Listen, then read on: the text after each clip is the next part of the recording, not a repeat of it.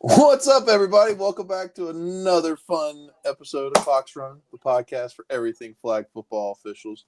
I'm Jacob. And I'm Ant. You just didn't sound What's up, excited man? about that. Hey, man. I am excited. You're not excited. I'm standing up right now. I'm pulling the old Pat McAfee. I'm excited. I'm amped. You know what I mean? I feel No, like you're I should have what? You said you're amped. You're ant. Oh man, I can do the gritty right here, bro.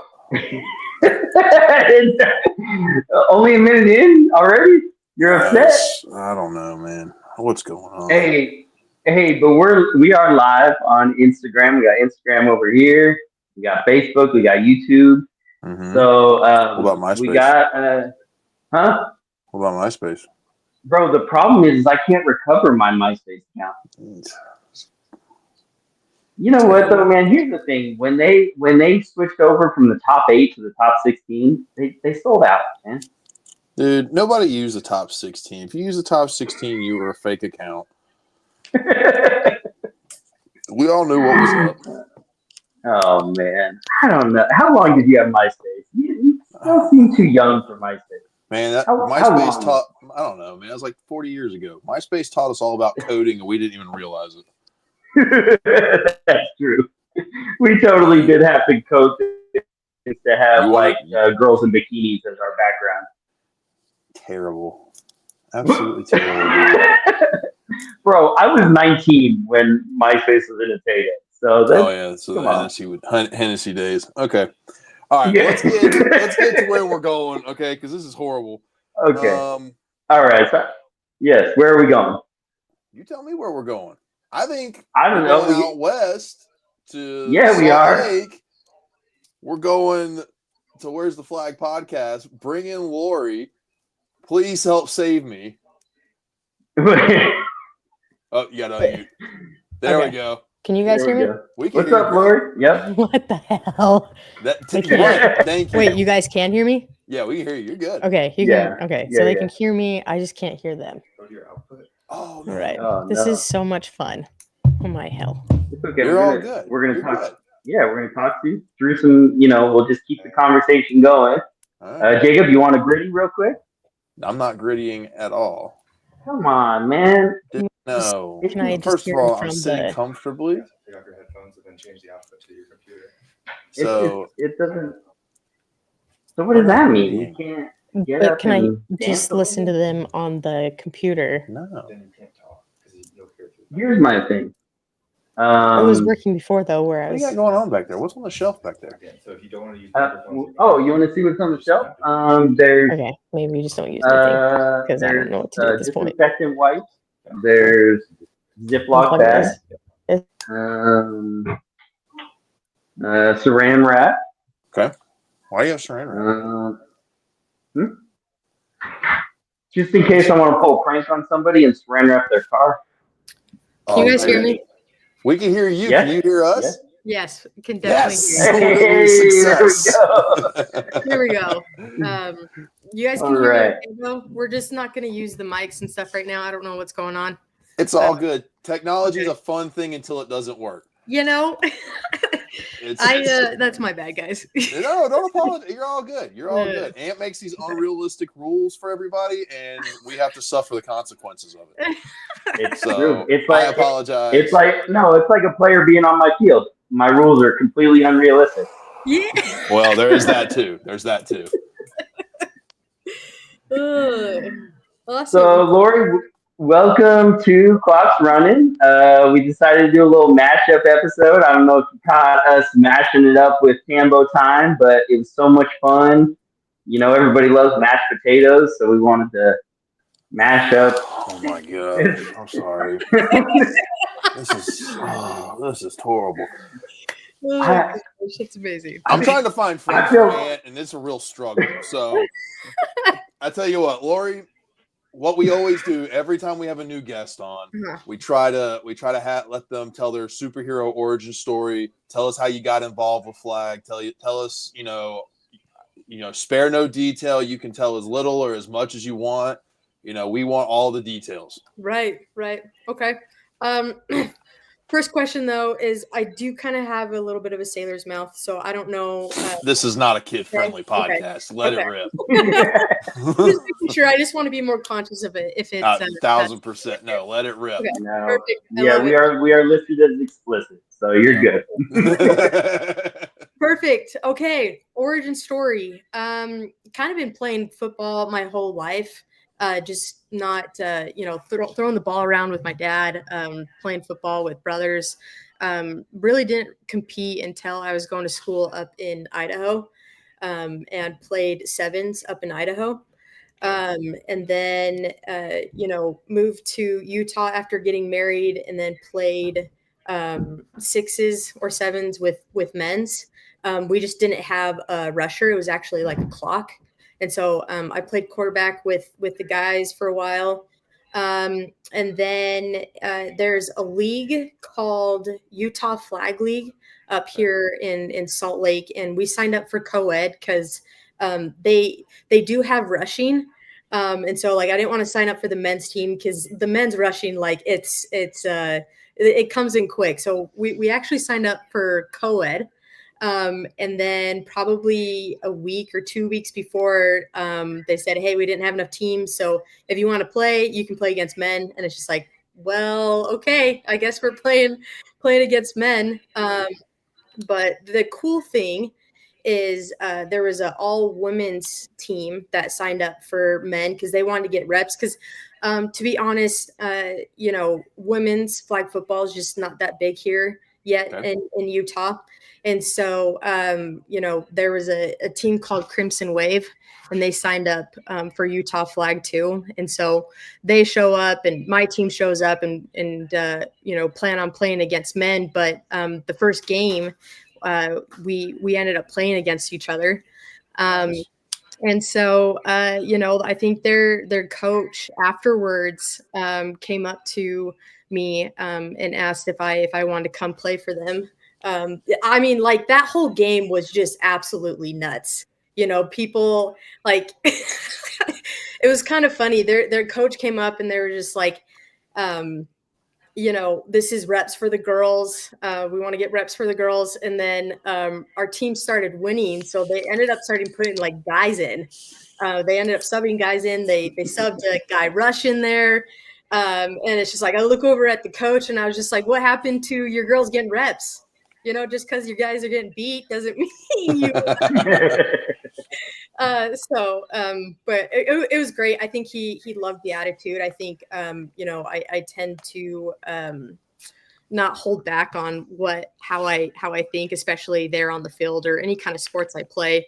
And so I think he appreciated that. And so he came over and he's like, hey, we'd love for you to be on the team. So I played for Crimson Wave for a couple tournaments. I think it was just the one in Mesquite back in 2022. And then Worlds was my second tournament, 2023. Okay. And for Crimson Wave, not being that experienced, I think we went to the semis for non-contact, and then we went to the championship at Aired Out. Comp division, so it is different from pro, but we did pretty well there. And then after that, there was some disagreements with the coaching staff with Crimson Wave. So the girls and myself decided to part ways. And we brought on my husband. He's actually the head coach for Utah Sting now. There was some convincing there, obviously, right? So there was kind of like the shit show from the fiasco from the coaching staff before, and then wanting to keep the team on. Because I'll be honest, moving up to Salt Lake, I just didn't have any friends, and so with these group of girls, I didn't want to let that go. I think a lot of girls were frustrated. They wanted to move on. They didn't want to play flag football anymore. And rightfully so. I understand where they were coming from, but I was just like, nope, we are keeping this crew together. And so, there's some convincing bringing on Ben. And yeah, again, rightfully so. Like that's asking my husband. But looking at it now, a lot of the girls will say like Ben is far from being biased. If there's any kind of peripheral treatment, I'm the last one to be treated with any kind of naturally more hard on me than anyone else. So, so we, I think it was 2 years ago. Yeah, 2 years ago was our first season as Utah Sting. That first tournament in San Diego was pretty rough. Yeah, I mean, like we went against some good teams. Do you guys know OSAs? Oh yeah. Yeah. Mm-hmm. So like very, very, very good team. So we went against they had they're I mean, we actually just interviewed one of the girls that used to play for OSAs. And so we talked about that game because against they had two teams because I guess there's so many girls, and so they had an OSA's black and they had an OSA's white. Yep. And we put up a fight with OSA's black. It came down to actually a last minute. Honestly, it was me that caught the ball, but I guess I didn't extend the ball enough. Even though I have pictures, the ball looks like it's I showed her. I'm like, here's the picture. I showed her, and I'm just like, bro, like the ball's crossed. I don't know what to say there. I think what ended up happening was OSA's black, their girls celebrated, right? Like they pulled the flag, and it's not. And I think our girls, we were like, oh, we don't know, was it? And it's just like, I think that helped wait a little bit. And so, but I'm like, I've got pictures, the ball's crossed. I don't know what you guys are talking about, but not bitter at all. Lost against them. And we definitely make the joke playing OSA's white at the aired out format. We make a joke where it's just like that didn't even happen because we got our asses whooped. It was so bad. It was like, and here's the thing, they were able to watch I think 3 of our games in non-contact, and so you're able to see like what they're capable of. And I think they saw that we excel very well in zone. And not so much in man. So they manned up, and OSA's white, they definitely adjusted, and they whooped our ass in pool play, and then they whooped our ass in the playoffs. So we joke that we don't like to talk about it, or like it never happened, because since Utah Sting has played since then, we have not lost a pool play game.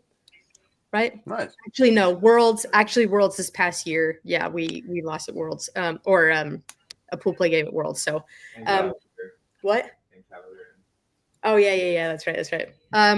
So, anyways, and then our first year, we played, and then Worlds of 2024, we won the aired out platform. So that was really fun to be on stage. It was so funny because I remember going up on stage and you're celebrating, and then you're like, so what do we do now? What do we, you feel it's your first time being up there. So it's like, you look back at videos and I'm like, oh my gosh, we were so awkward. Hey, but that's how it's supposed to be. You got to figure out what to do when you win. And we'll know for Worlds, this upcoming year, we'll know how to act when we get on the stage. So, but the first time go around, we're like, what do we do? So, and then after that, we gained some momentum. There's quite a few other girls in Utah that liked to see that we brought home some hardware. And so that created 2 teams. So this past year, we have 2 teams. I guess that's not so much my origin story anymore. I'm kind of getting into Utah Sting a little bit. But that's what you want. It's totally cool. You're good. Honestly, this is the problem with when I found out that we were going live, I was like, crap, because in our podcast, we're able to cut things out because I'll be honest, we go on tangents. But it's cool. That's okay. We do too. You're good. Please, just stop me if you're like, hey, Lori. This is your story, Lori. You tell us. You didn't hear me talking about MySpace at the start of the show. Like we live for tangents. We're good. So okay, yeah, I'll keep going with Utah Sting. So this past year we have 2 teams, Utah Sting, and then we call it B Sting, kind of like the B team. But yeah, so you have the pro team and then the comp team, and so we were really excited to have that. I think there is a whole bunch of what am I trying to say? When you sign on another team, it just means like you need that much more staff. You need, to prepare logistics. Yeah. So it was, I think we tried to prepare as much as we could, but, I think comp team, struggled in a way just because like we didn't prepare them. And so we're really excited for this year, just because we're just like, okay, we know, we've learned from mistakes, and we know that we have a full on coaching staff for the comp team this year, and really excited for them as well. But we're on our 3rd year as Utah Sting, and I'd say our 2nd year as like having 2 teams. But love to see women's flag grow bigger in Utah. We're trying to start. There was a league kind of already starting down south for just women's, and so awesome. Utah Sting is starting to collaborate with them, and starting to help them out, because I think as far as we've been to tournaments, we know what it's supposed to look like. We see like the competitiveness, and so we want to install that with this league down south. So we hope that continues to grow. I know Utah Flag League, they're starting a women's division, so hopefully that starts to get bigger. But it's definitely not like places we're friends with a lot of those teams out in California, and they get to talk about how they get to play games every weekend, go to tournaments every weekend with these girls, and it's just like I kind of envy it. We don't get those kind of reps. So, I think Utah Stings, our organization, one of our big goals is just to keep growing women's flag football here in Utah. So, that's kind of my spiel of things. That's awesome. Yeah. I got lots of comments and questions. Jacob, I don't know if you know this, Utah is part of Broncos country. So, Hell yeah. What? Hell yeah. No, you're not a Broncos fan? Not at all. I'm a Carolina Panthers fan. we blew it to the Broncos. All right, you know what? Having like that Super Bowl, I was a little nervous because Cam Newton's just such a stud, but Von Miller just got in his head. Yeah, absolutely. It was the worst thing ever. Ripped it up. I honestly, that was all defense, man. It was 60 minutes of hell. Oh, the Broncos beat the Panthers in the Super Bowl? I didn't even know that. That's crazy. Super Bowl 50, it's man. So crazy that is. Yeah.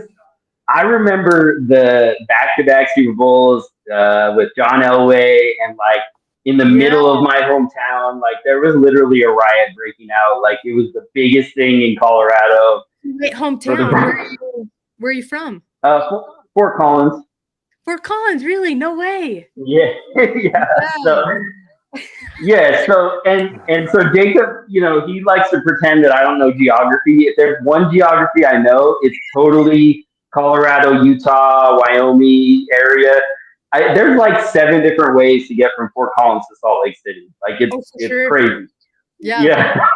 Look, the only thing I know about Salt Lake is that's where we fly into when I go visit family up in Idaho. So. Oh, okay. What part of Idaho? Idaho Falls. Idaho Falls. Okay. Yeah. Or IF people call it, I guess. Yeah. Yeah. I lived up in Idaho for a couple of years. So okay. I don't know the area like too well, but where I lived was, it's fun up there, and it's super pretty up there. Yeah, it is. I growing up in Colorado, for how gorgeous that area is, I would say, Utah. We ended up staying in Utah just because of how beautiful it is there, and then living up in Idaho for a couple years, beautiful area up there as well. So I think I get the geography of all of it. So that's doesn't. Fort Collins. I totally get it. I can tell you right now how to get from Fort Collins to Salt Lake City. Easy. I got it. But you can't. Yeah, you got to go north, and then you go west, and then you go down. That's northwest and down were the directions you just. That's horrible. Yeah, that right. Totally. So anyway, also the Utah scene that you described is like so similar to the Colorado flag scene that I experienced. It is starting to kind of expand into non-contact fives. Women's is still, outside of lace up, there's not a whole lot, going on as far as women's flag in Colorado, but they are working towards it. They are trying. I know leagues have finally switched over to poppers. They finally started playing national rules. I mean, when I was living there, it was like, no, we're doing triple threats. We're doing the Velcro flags. Like we're not. Oh my gosh, I hate the triple threat so much. We completely agree. Fisher Price is awful. Yeah. So it's really hard though, coming from Colorado, Utah, small areas, and you go out to Tampa and you're playing against teams that they play in big leagues 7 days a week. Florida, Texas, California. I mean, when I was living in California, there was 2 or 3 leagues every single day, some within driving distance. If you wanted to play 7 days a week, you could, and year round. That's the other thing. You only have about 16 good weeks of football in Colorado. Exactly. When we have to practice, we have to get indoor facilities like around November. If we're lucky, November.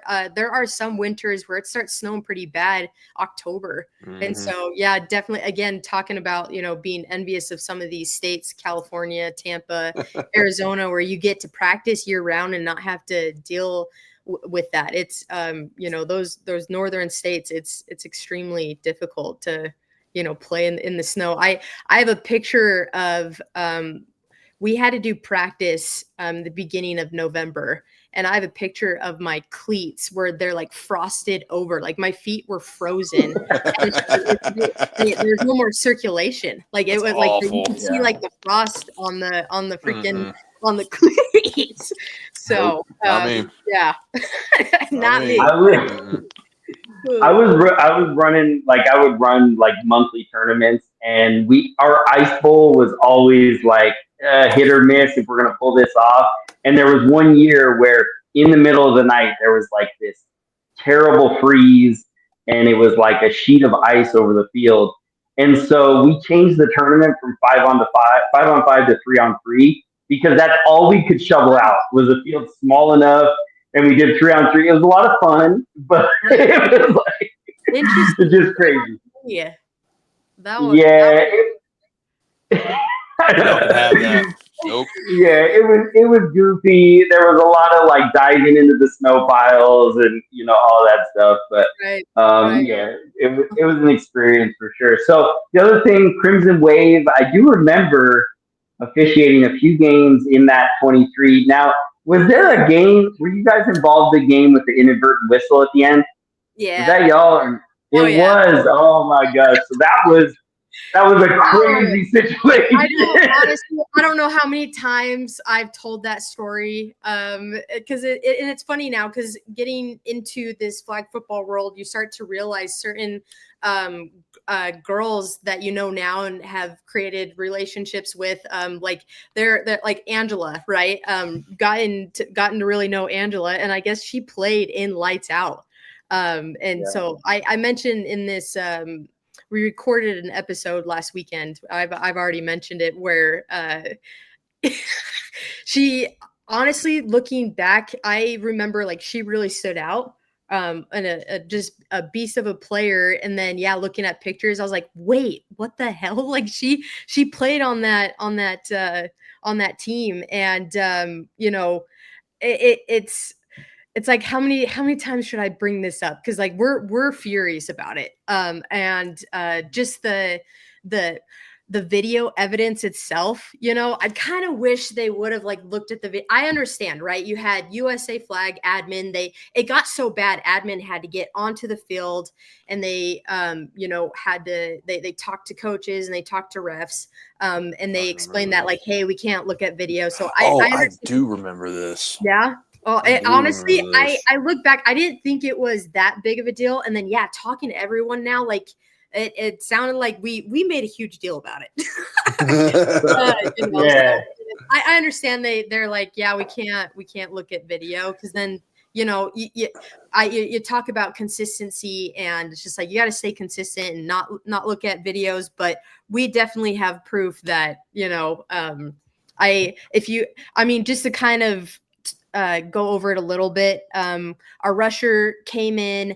The ref thought that the flag got pulled, so she blew her whistle, and instinctively, like our defense stops. Right, the play's done. It wasn't pulled. The quarterback realizes that, so she throws it to Angela, and then Angela runs it in for the touchdown, and the ref called it a touchdown. And so we just thought, if anything, just replay the down, right? It's just like, if it's on the ref, it's inverted whistle, correct? Inadvertent whistle, yeah. And the ball. So the ball was in the air. My understanding, because I was downfield, so I don't know exactly where the ball was, but what I was told was the ball was in the air. I ref the game. Yeah, I was there. This is why I know about it. Oh my gosh, it's amazing. So as soon as you said Crimson Wave, I was like, yeah, I think I remember that situation. So I was downfield, and all in my position, what I was looking at was that she secured the catch. Now she secured the catch, and I saw her step out. And so that's what happened there. And I think the other official on the other side called the touchdown. So we had like three different calls essentially happening. We had a sack happen where the flag wasn't pulled. Right. We had the inadvertent whistle, the ball in the air. I got her catching it, but then stepping out of bounds, and then we had a touchdown called. So we came together and everything. So essentially, the weird thing about the inadvertent whistle is that you have to let the team that it hurt decide what they're going to do. See, that's crazy.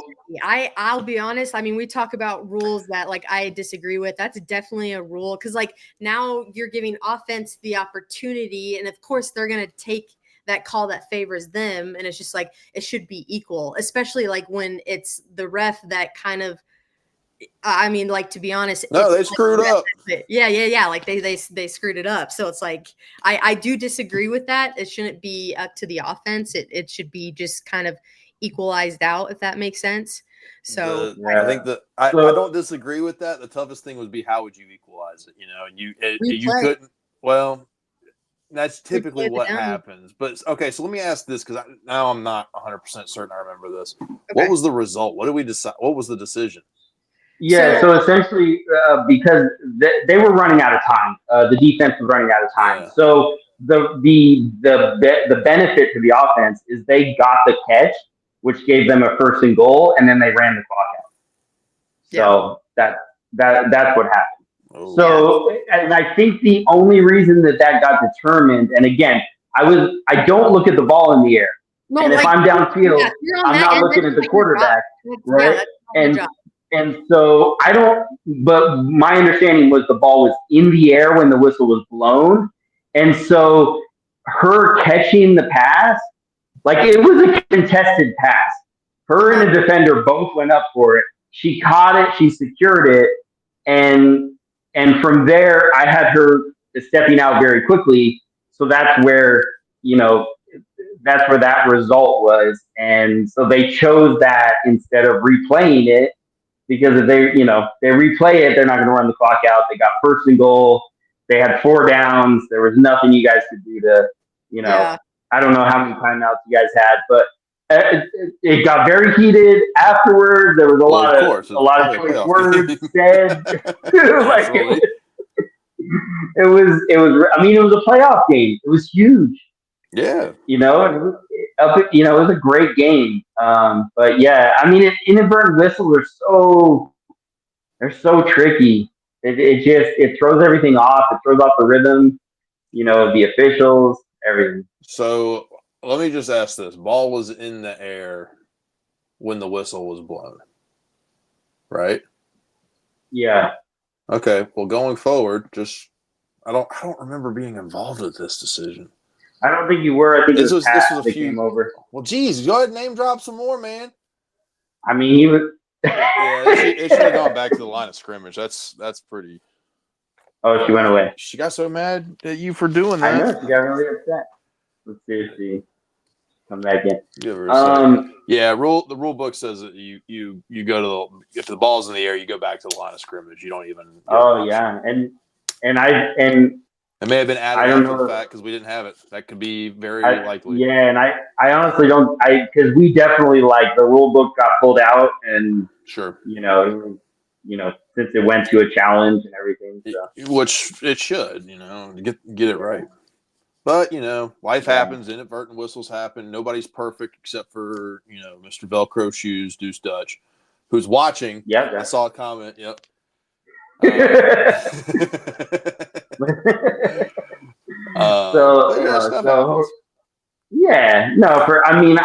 had an inadvertent whistle at East Coast Nationals. It wasn't as detrimental to the game. It was like literally one of those situations where you're getting close to lunchtime and you're moving a step slower than you probably should. And I totally I didn't stop my 5 count. And there were 2 rushers in the backfield, and I'm just counting away, just okay, blown to dead, and the rusher's literally looking at me like, "Why are you counting?" It's not an NFL flag, man. Clock does stop at the line of scrimmage. Whoops! I'm like, yeah, oops. So, let's see if Lori gets back. Yeah, she did kind of freeze up there. Okay. Dang it. This is your fault. I know it is. I had to bring up a game that I remembered from 2 years ago. Mm-hmm. Okay, here we go. Let's see. And welcome back. All right. Anything that could go wrong right now is going it's all good. So sorry. We actually just got a house. We're moving into a new house, and so I was using my hotspot because we don't have Wi-Fi here yet. Right. So we're just kind of all over the place. I'm so sorry. This is not professional at all. Listen. It's so lame. We'll show you we'll send a video of where our logo came from, and you'll completely understand professionalism out the window for the show. We're good. Okay. We're here to have fun. We're here to have fun and talk about flag football. I appreciate it. It's all good. It's all good. Oh, for sure. So did you hear what we said at the end there, or? Yeah. So I think you were just kind of explaining on your end. It was a catch, and so at that point, we didn't have any timeouts left because we used our timeouts in the first half to try to get a score before going into the second. So we didn't even have timeouts. So offense just didn't even get a chance to come and try to score again. Because they were smart about it offensively wise, just trying to eat up time. So I think that's where we were kind of left off. Yeah. Well, and Lori, I don't know if you know this, but Jacob is the man when it comes to the rule book, and he has great news for you for a change that happened since that game. So and he'll explain it. So basically, anytime the ball's in the air and you have an inadvertent whistle, it doesn't get made to a decision. It immediately goes to the line of scrimmage. It's a replay of the down. Oh, okay. Yeah. So it's probably the Lori rule. Yeah.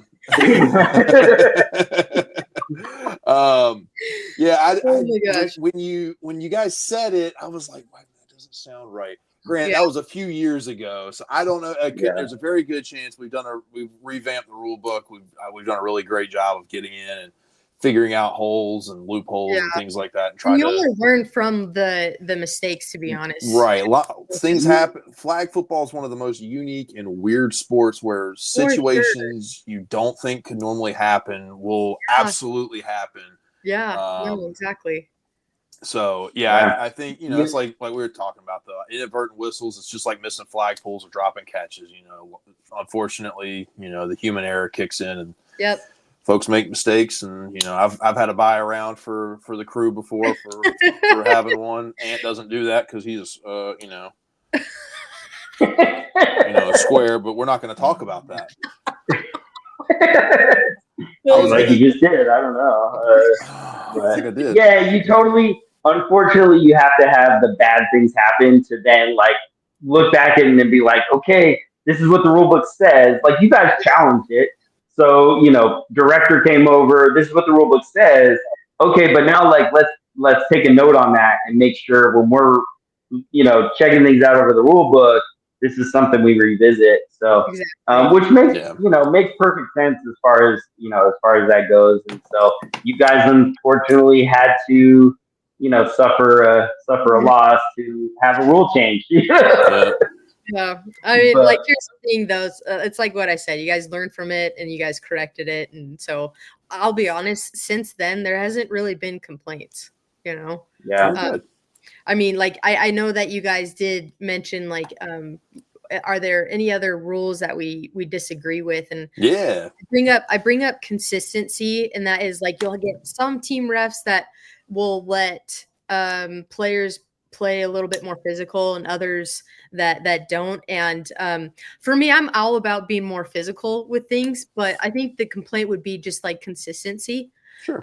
Where it's just I think players should know going into a game, are the refs allowing it to be more physical, or is it and I get it, when you talk about in the end, refs are human, and so it's it's hard to gauge. But I mean, there are some games, especially when there's some rivalries, right? Yeah. It tends to be a little bit more physical. Sure. And so I think that would be the only main complaint is just the consistency when it comes to the physicality of the game. Sure. And so for you guys, when you guys ref, do you let things because there are some refs where it's just I thought I just I planted my feet, I squared up, and I pulled flags, but even then I was called on a defensive penalty where I thought it was pretty clean. So how do you guys here's something fun. We're different. We don't call it the same. Okay. He'll call a flag if you look at him wrong. I'll let you cuss me out. As long as you don't say anything to the other team, we're gonna rock and roll. It's person to person, honestly, person to person, especially at a recreation level, it's so different, and you get such a vast and what people. I always say I'll never question a person's judgment, right? Because as long as they're paying attention, they're putting the effort in, and they can give me a legitimate answer why they think or don't think something happened. I'm with it, Yeah, for sure. And back when I was playing, I would take the first drive of every game, figure out what I'm going to get away with, what I'm not going to get away with. Yep. And then just ask for consistency within that, right? Because you only got ultimately what in a 5-man game you're getting 3.5, maybe 4 possessions, maybe for the whole game. Yeah. So that's the way I've always looked at it. I get definitely from a consistency standpoint, especially when you start getting to the the more I hate to say it like this, the higher level games and stuff like that, you definitely have to have it. Yeah. Sure. And so as long as to me, as long as they're no, we've got. My bad. I was on a roll. I was rolling. But yeah, ultimately, as long as you're calling something the same way from the first 9 o'clock game, the first half, at 8 o'clock at night when you're, at your 15th game, as long as you're being that consistent, I'm cool. Yeah, that's the way I look at it. Yeah. But I definitely get what you're saying though. Yeah. For sure. And I understand. I know that the players' frustration comes out when they come from somebody else's field and they come over to mine and they say, they've been letting us play, we've been physical. But what I try to do for myself is at the coin toss, I'm talking to the captains and I'm like, look, this is the expectation here. I don't know, I can't speak for other fields, but this is what we're doing here. And then just like Jacob said, as a player, he was trying to figure out the first drive. I probably throw the majority of my flags in the game within the first few minutes of that game. Okay. And so I try to like, hey, I try to set the stage. Like, this is what it's going to be. It's non-contact. So when I see that word non, that means that I'm going to be, it's very black and white for me. And I'm going to call it that way. So, but on the flip side of it, when it says contact, I rep like this. And so, and ultimately nobody's going to be happy. All players are always going to come up with something that frustrates them. And players were smart. Like, you kind of play that political game too, where you're not giving refs such a hard time. Because like, I refed a lot in my life, and it's just like, to be honest, when I start having coaches and players and parents start getting really frustrated, it's just like, watch it. Like, chill out. You're giving my job a hard time, and it's like, you need to chill. So speaking of non-contact, how do you guys feel about air it out and non-contact? The rules, I feel like, should switch, right? Because when I was first learning the game, air it out, you'd feel like it was actually should be like the 3-down rule, right? Because you're airing out the ball, right? And then non-contact actually be the 4 downs. And this is me being so particular, but it's just like, when I first was, getting to know the rules and everything, I was like, oh, wait, you'd think air it out would be actually the 3 downs. Am I crazy? So just a little history on air it out. Air it out was based on the NFL Let It Fly format back in the early 2000s, the late 90s. NFL what? Let It Fly. If you go look up videos, so what it would be, the NFL would host a tournament where I can't remember if it was 4-on-4 or 5-on-5. But it was same basic rules for the most part. I think there was a couple of things that we twisted or changed to kind of get it more like current. But you would play a single elimination tournament, and then at the end you would play a team of NFL players. Huh. So like Brett Favre played. Oh my gosh, Hasselbeck played a ton of really prominent players. Somebody got hurt, and that's the reason they shut it down. I think Terrell Davis played in some of those games. Yeah, he played. Really? No way. A ton of prominent players played. You can go watch old YouTube videos. George Cascudo, the head coach of the U.S. men's national team, he played. There's video of him playing. He made it to the finals, and played an NFL team. It's somewhere on YouTube. Ant found it like 3 years ago. But yeah, that's where the format came from. Okay. That's the reason. That's the what's the word am I looking for? The origin. Thank you. The origin. Yeah. I think it just really is about the lack of running plays. Is why it's called air it out. Yeah, that's more it too. There's no option but to throw the ball. Okay. Yeah. Actually, that makes sense too. Okay. I can see that.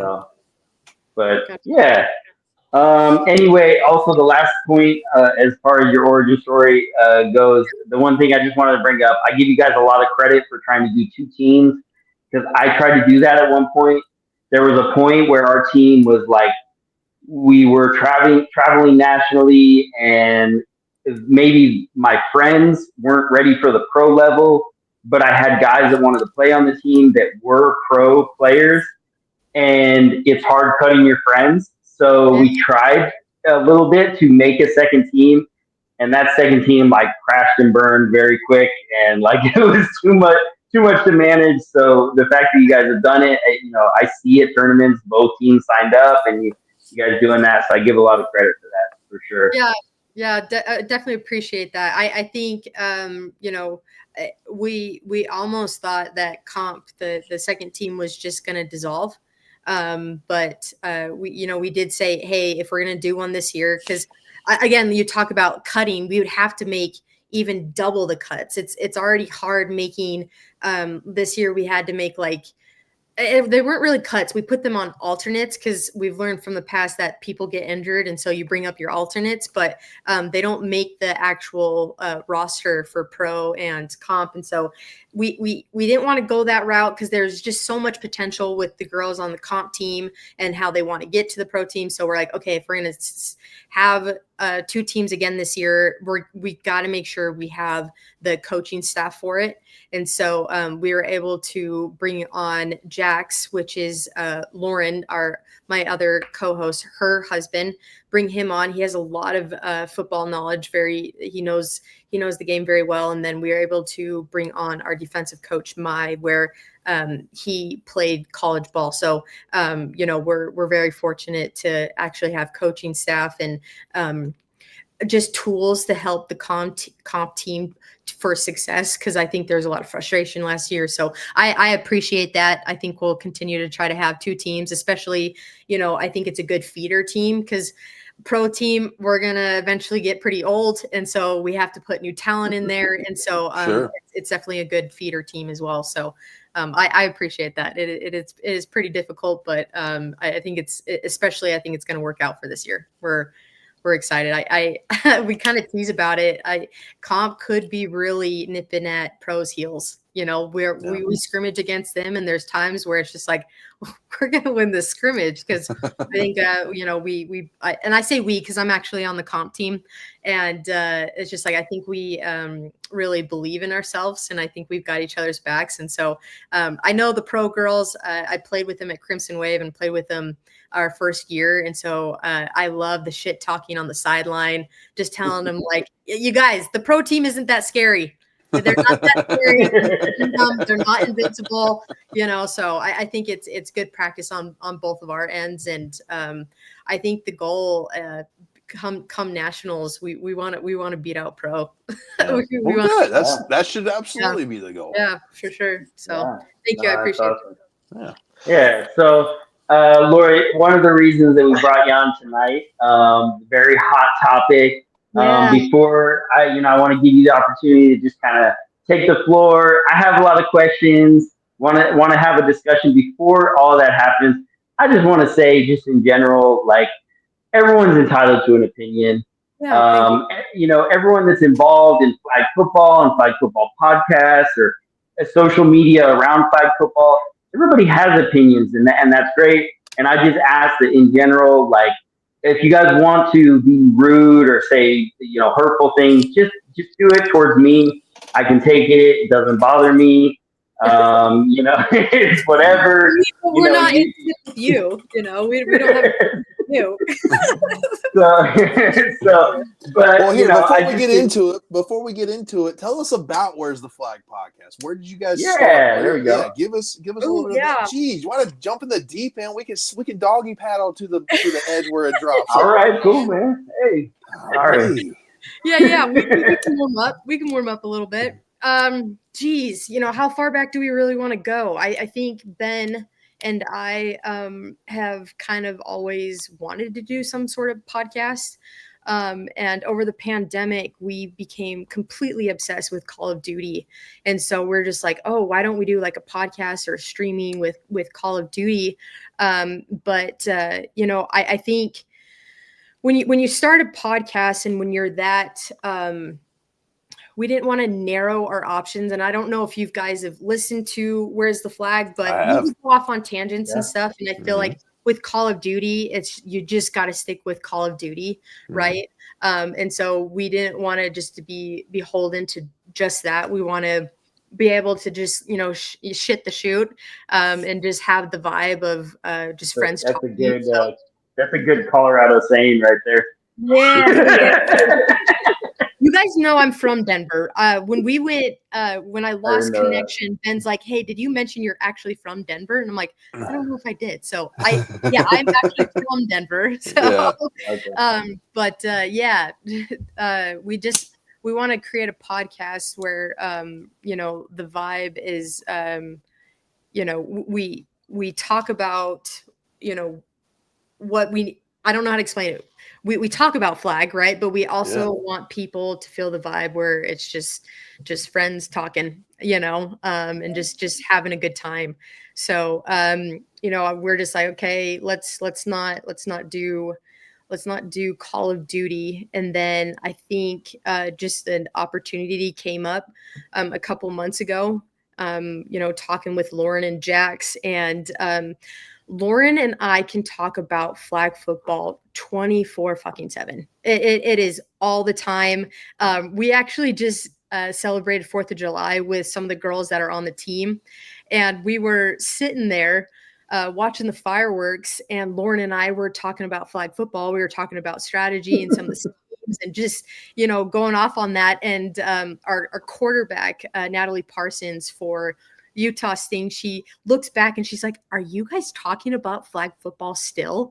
Like every single time she'd come over and like start talking, we were already talking about flag football, and we're like, okay, no more flag football. And yeah, the fireworks are going off, and Lauren and I are just like, well, what about this and this and this and this and this? And we just start, it's 24/7.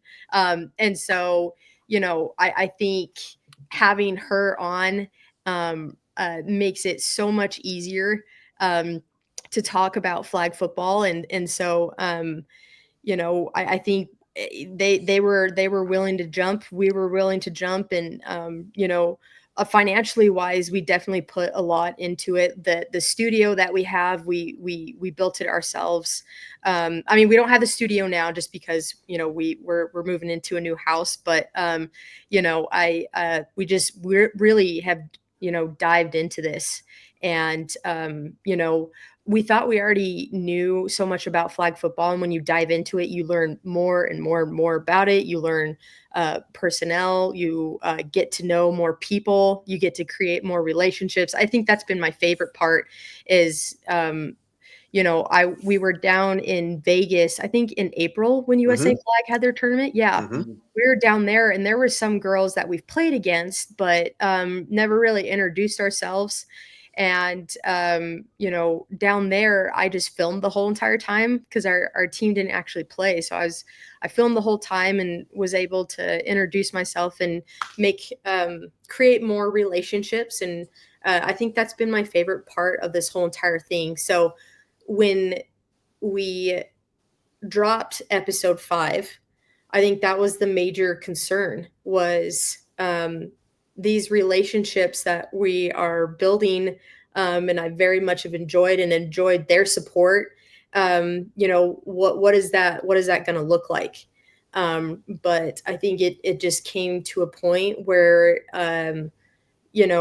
when we talk flag football, we're just going to talk about how we see things on our end. And it could be different from other people's point of view, but we're just going to kind of talk about like what we see. Right. Nothing wrong with that. Absolutely. I think we're just like, we can't ignore it, and we're just going to roll with it, So, we dropped episode 5. And there's been some backlash, and kind of how we've explained it. We knew that that's what was going to happen. We knew that we were going to lose followers. We knew we were going to lose some support, and we were going to gain more hate. What we didn't expect was behind the scenes people reaching out to us, agreeing with us. And so that's been very comforting. But here's a question. Did you guys think we were total fucking assholes when you saw that episode? Because no joke, it was 3 months before where you guys dropped that episode talking about Vanita and talking about Lacey. And like, we're listening to it, and I'm just like, oh my gosh, this is like word for word. They probably thought like we copied off of them. I mean, we went about different ways. know. And when we were messaging, you're like, oh yeah, we've already talked about her. I was just like, wait, what? And so going back and listening to that episode, I'm like, oh my God, they already covered this. Like they you know, were you guys just totally like, okay, cool. You guys completely copied her. No, not at all. The thing about it is it's cool to hear different perspective because you guys also went to the talent ID camp. Right. So you guys have a different experience than we do. You know, we're completely on the outside. We're completely. We feel on the outside too, to be honest. I mean, I know like we have different point of views, but still, like we do mention like we weren't actually there, right? So we can't base of course our evaluation on that. We can only base it on hearsay. From you know the IFAF games and stuff like that. So sorry, keep going, but like you're good. Have your different point of view. Yeah, no, I mean that's the thing is we can sit here and speculate and you know and look at things and ultimately, you know, it's opinion. Everybody's got one. Right. Everyone's entitled to their own opinion to the, you know, whether it's to themselves, whether it's on a podcast, whether it's, you know, standing, you know, at Ant's favorite cheesesteak spot, trying to convince him to put cream cheese on it and telling him, oh no. Wait, what? All right. Hold on. You're from, wait, Lori, you're from Denver. Hold on. Yeah. Have you ever been to Taste of Philly? What? Say it again. Taste of Philly. Oh yeah. So so you said cream cheese. Yes, on a cheesesteak. Oh, okay. I'm right there with you. Right? Yeah. Okay, well maybe people I don't know. What is going on? Yes. Oh my gosh. Oh, that is hilarious. Oh my God. I'll take it. I'll take cream cheese on please it. tell. So good, and it kind of melts a little bit. Oh. Yes, thank you. I feel like the weirdo in this situation. Have you? You are. Yeah. Oh yeah. No, he tried it cold. Okay. First of all, you can't have it cold. I had a hot cheesesteak. I put cream cheese on the cheesesteak, and you gotta let it melt. I did it live. I did it on an episode. You gotta like, and I don't know about you, Ant, but like toast the bun a little bit, then put the cream cheese on, let it kind of dissolve a little bit into the bread. You are the Philly. So I worked at Taste of Philly. Cold. I worked at Taste of Philly in Fort Collins for like 3 years. So did you? Back in 1960. Yeah, and so. Shut up. Golly. So one of the owners, it wasn't on the menu, and one of the owners was like, and he was from Philadelphia, okay, and he was like, "Hey man, you got to try this," and he, you know, let it melt, and it was like a jalapeno popper because we would put jalapenos in it, you know, and I was like, "This is amazing," and I brought it up to Jacob. But, you know, give Jacob some credit because he doesn't even eat onions. So, like... No, okay, I can't. Not even like caramelized? You can't do like caramelized you mow onions. You don't eat onions. Dude, dude. Okay, sorry. I've kind of lost the faith in your palate here because if you don't like onions, I don't know what to tell you. Onions add like so much to cuisine. You guys, just because you guys like to lick the bottom of your shoe and then take a bite of something does not mean. Next thing you're gonna say, Lori, is you enjoy pineapple on pizza?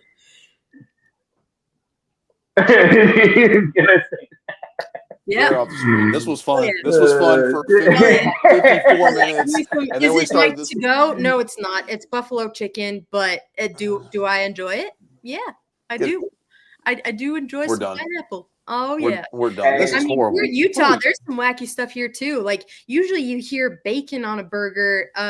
Utah's pretty famous for pastrami on a burger. I've heard of that. Yeah. Not a fan. No, me neither. I don't like it. It's like there's chains like Crown, Apollo. They'll put pastrami on it, and I'm not a fan of it at all. Fry sauce. Fry sauce is good. Oh fucking yeah.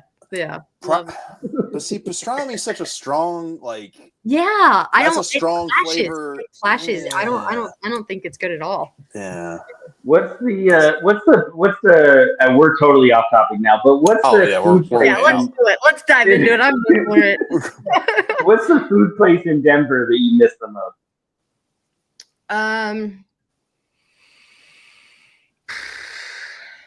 What is that pizza place? It's like mushroom.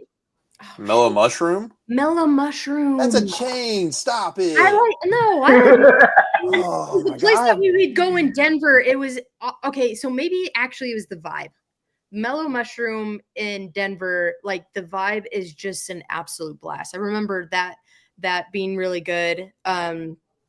Shoot. What about Bojo's? Hell yeah! Oh my god. Yeah. You're bringing me back. cheese I'm and stuff, forgetting the cream cheese. I'm forgetting Bojo's. Dang, yep, I'm here for that. I am here for. Nah, have you tried Bojo's, Jacob? Tried what? Have you tried Bojo's? No. Then why are you shaking your head? Because I'm just assuming they got cream cheese on something. No, you know what? They got a big container of honey in the middle of the table. Dude, for your chicken nuggets? This is amazing. No, for the pizza. What? They're doing hot honey too now, right? Like the hot honey, that's pretty good. Yeah. Oh gosh. Yeah. I just We'll talk about it. Yeah, it's fine. It's no big deal at all. Honestly. I know. You got a friend. So Jacob, you're from then North Carolina? I'm in North Carolina, yeah. Okay, so there's some real good food down there. I know I've got a buddy that actually just is from there, and he opened up a barbecue place. Oh yeah. Here in Salt Lake City. So like Did he tell you what kind of barbecue it is? Is it Lexington or Eastern style? Oh shit, I don't know. Oh, that's a big thing here. That matters. What's the difference? I lived in South Carolina for about 4 years, and I remember it was just barbecue 24/7. It was so good. It's all about the sauce. So the sauce in Lexington is vinegar based. The Eastern style is a mustard based. Interesting. I think I said that right. I eat both of them, and I love both of them. So I don't, when people fight over it, I'm just like, just put both of them. I'll eat it. Huh. I'll tell you if it's good or not. But yeah, so is boiled peanuts a thing in North Carolina? Mm-hmm. Yeah. So never heard of it. We moved to South Carolina. You would see it everywhere. We would walk into a Piggly Wiggly's, and there's a shop right outside. Yeah, there's a shop right outside where they're selling bags of boiled peanuts. And I know it sounds weird. Me personally, I love them. Yeah. I absolutely love boiled peanuts. So it's a thing in North Carolina. Oh yeah. We have plenty of boiled peanuts here. Oh yeah. Yeah, I thought that was so bizarre. Whoa, that is not. I don't see that in Colorado. I don't see that in Utah. I don't see it in the West. Honestly, like, yeah. Oh, sorry. Excuse me. Yeah, that's what happens. You get tired of Colorado after a while. You got to try something different. Yeah, Colorado has a ceiling for sure. I would agree. I think Utah's the same. And I know it might be cliche, but going to California and their food, it just like they just have any kind of cuisine, because it's just like it's so diverse there, and so you can go anywhere and you're gonna have like a really good freaking taco. You're gonna have some really good Thai food. Like it's just if you talk about you kind of hit your ceiling in Colorado, it's the same thing in Utah. And it's just like if we want some really good food, definitely go to California. I love California food. When I was in LA, I lived right outside of Little Ethiopia. The Ethiopian food was amazing. Yeah, I bet. I bet. Just so different. Not something you'll ever find in Colorado, Yeah. So very unique. It's true. So to bring us back into the reel us back in, or throw back into the so Lori, it is really funny to me, honestly, that like there was all this like pushback and like first and foremost, I think before anybody shares an opinion on a podcast, they should watch the whole episode. Thank you. That's my first thing to say, because I think that, and I know we live in a world where literally all you want to do is watch 30 seconds. Well, that's what happened to us. Is we had when the 18 happened, when the 12 happened, we had an episode. We talked about it. Jacob stays kind of quiet in these conversations, but I love to talk about this stuff, and I don't care who gets upset, because honestly, it's my opinion. So what are you gonna do? You're gonna say I'm a piece of trash, ref? I've heard it. It's fine. You're not gonna hurt me. I hear it too. Yeah. So and I've always been very vocal with the fact that I want the United States to lose.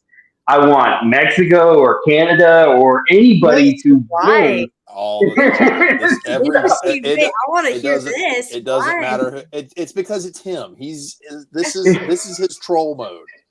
It doesn't matter who it is. It could be Croatia. It could be Yugoslavia. It could be I don't know, anybody but the United States. And he's like, go, them. And I'm like, what are you doing? It's anti. He's like the anti-hero. Okay. So I will say, so I'll say this. My whole, growing up, I've always, watching the Olympics, watching the World Cup, any of those things, I've always cheered for two countries, either Mexico or Italy. All right. So I am Italian, and I grew up in a neighborhood that was predominantly Mexican. And so for me, those are the two cultures that I've always identified with most, that I've related to. I have 4 children that are Mexican, and so that's kind of now a deeper part of it, because I want my kids to have heroes to look up to. And so, I'm going to cheer on the growth of Mexican flag football, just like I'm going to cheer on the growth of any sport coming out of Mexico. They're pretty developed. They're very impressive. We're not worried about the growth. They're growing. I really think they are. Like when we played against Osas in San Diego, I think Ben, he was designing. He was very impressed with their play. I think USA depends so much on athleticism, and so they don't try to. We don't see, there are teams that do it. We don't see many teams though that try to come up with well-developed schemes. And so, when we ran into Osas, it's just they're schematically, offense and defense wise, Ben was really impressed with. And I think Mexico, and I'll add Canada in there, very impressed with their schemes and how polished they show themselves, like they're out in the field. So I don't root against USA, but I would understand, with Mexico, it's exciting to see how developed they are with things. So I'm sorry, keep going ahead. Did you? No, for sure. So, so for example, like the World Games, I'm bringing up all the way up until the next World Games, which is here in, pretty soon. I've been bringing up Mexico won. The women's team won, and freaking 40 years it was ago. A blowout. It wasn't a nail biter. It was a blowout. The United States men's team just lost to Canada, and you can call it a friendly or a practice, whatever you want. But just like you said, Lori, when it's Utah Sting against B Sting, that might be the best competition you have. And unfortunately, if Canada showed up to that game and the U.S. didn't, well, they're knocking that as an international win. They're going to count that.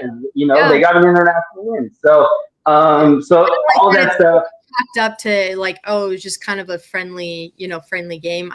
Because then where's your sense of pride? Where's your because I'll be honest, I feel like USA is football, right? If we're gonna take a pride in a sport, it's football in my opinion. And so it's just USA needs to be holding their standards to the highest, right? We can't just be we're getting wins, right? So it's like, it doesn't matter. It's just like, no, you got to keep on pushing the envelope. You've got to prepare 10 steps ahead of anyone. You know, you can't just depend on, you know, certain things. So, you know, like I saw a lot of comments on there where it's just like, oh, you know, USA, you know, with men's, when they went against Canada and they lost, you know, they're just like, it was kind of like a fun scrimmage friendly game. And it's just like our pro team doesn't take it that way. You know, our pro team makes sure is like, they have to win every single time.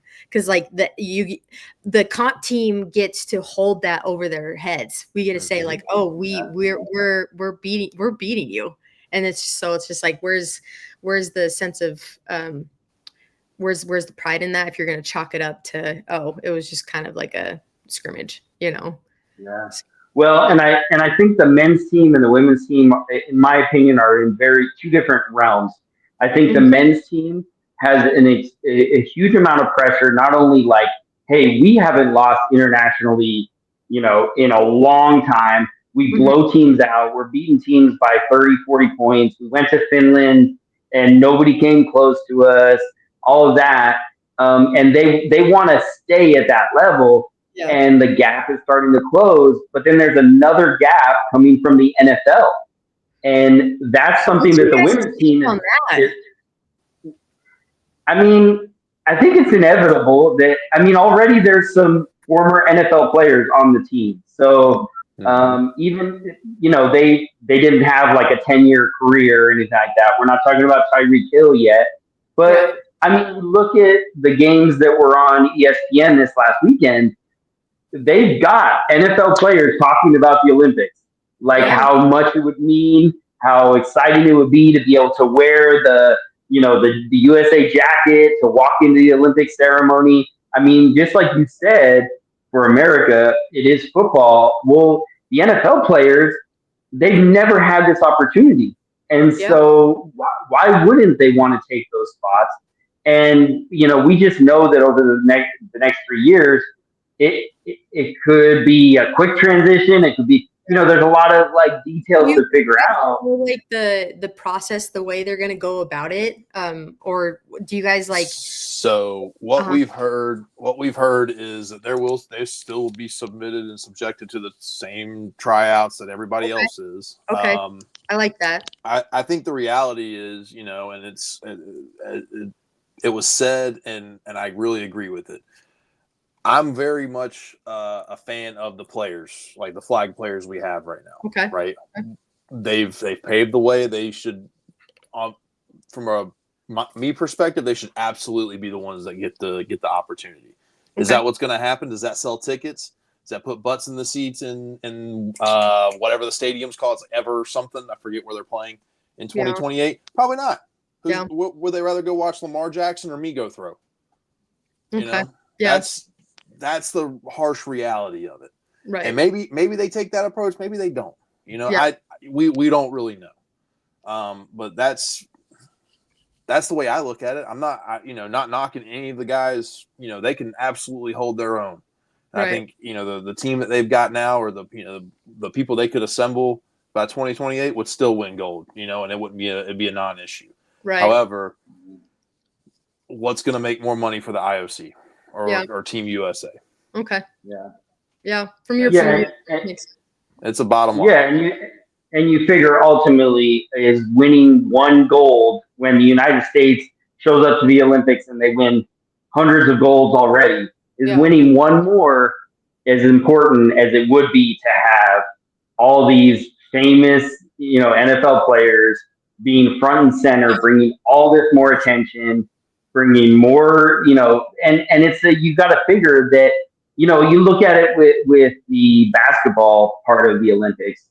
LeBron James and Kevin Durant, in between games, they're watching gymnastics. So they're bringing more attention to other sports.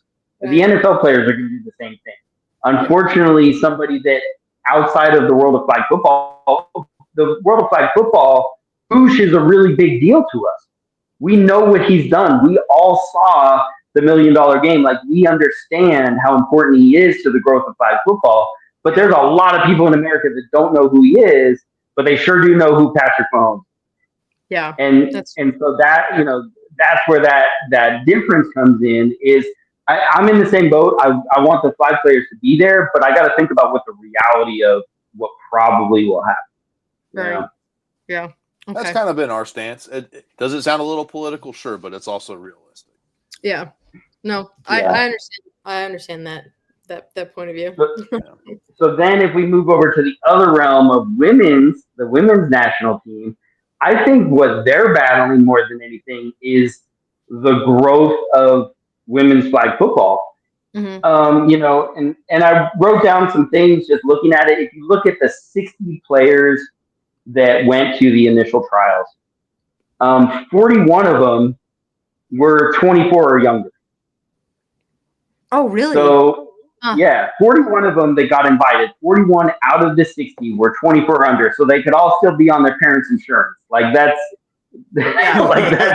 how young they are, And a lot of teenagers, a lot of 18-year-olds, 19-year-olds that have come up through the national team system, the U15, U17, and they turn 18 and they're playing in college now. The players that are older in women's flag football, they did not get a play in college. Yep. A lot of them had to play tackle in high school, or they got introduced to flag just like you did, where you were like, there's not a women's league, so I'm just going to play with the guys.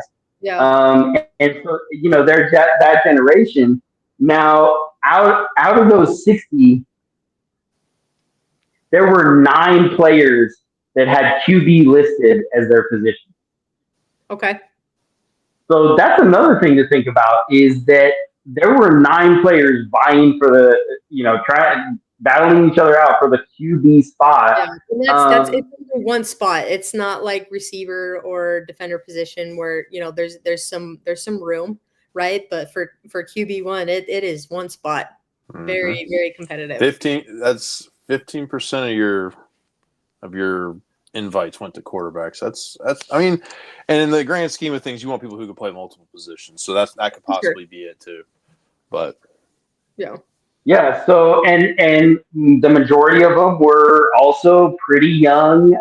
You got a couple 20-year-olds, 18-year-olds, and then we got a 44-year-old, a 31-year-old, 23-year-old. So.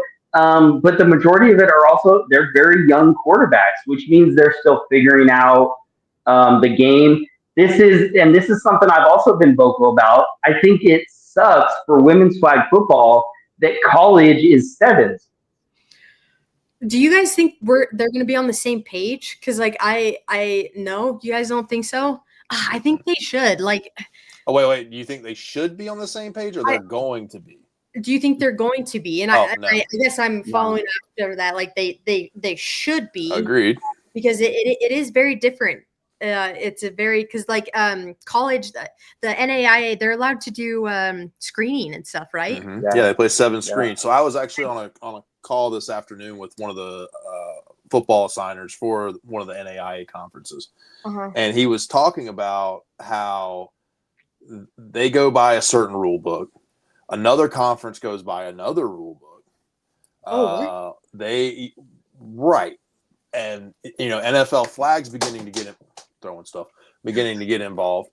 So now they have their rule book that they're going to want to implement, and you start bringing all this together.